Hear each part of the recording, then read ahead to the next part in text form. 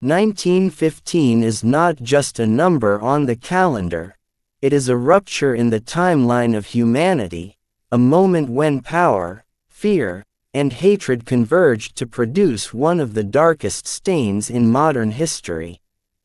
Under the dying twilight of the Ottoman Empire, as the world plunged into the chaos of World War I, a systematic and deliberate act of extermination was set in motion.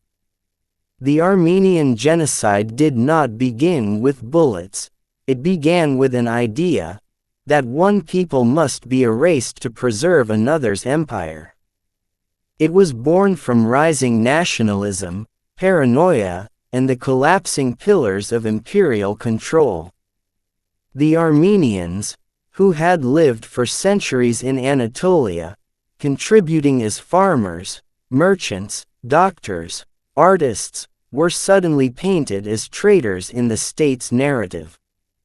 The Young Turk government, intoxicated by its vision of a homogeneous Turkish nation, branded the Armenian population as an internal threat, citing baseless conspiracies of collusion with the Russians.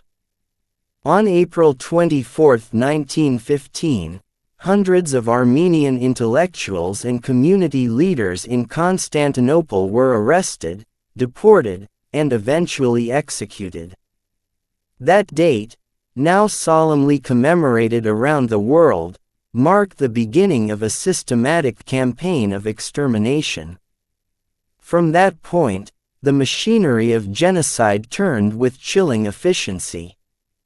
Men were separated from their families and killed in mass executions.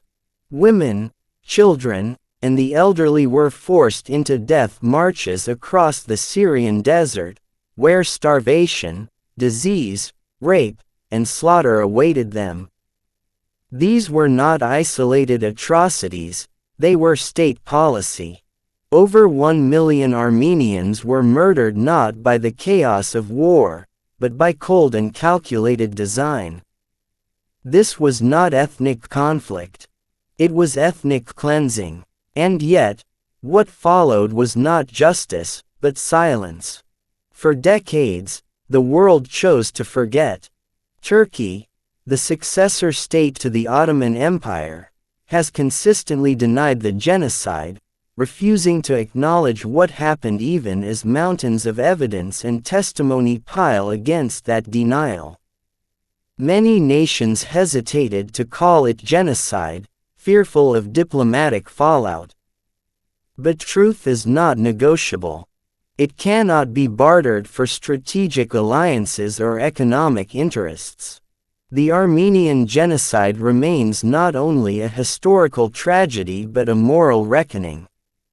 It is a lesson in how quickly the unthinkable becomes policy, and how easily the world can look away.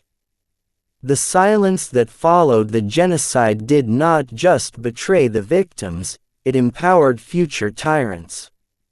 Adolf Hitler, before invading Poland, reportedly said, "Who, after all, speaks today of the annihilation of the Armenians?" The genocide of 1915 is not just an Armenian wound. It is a human one. Because when the world permits one people's erasure in the name of power, identity, or fear, and we remain silent, we are all complicit. Let me know if you'd like this adapted into a visual timeline, historical infographic, or script format for a documentary.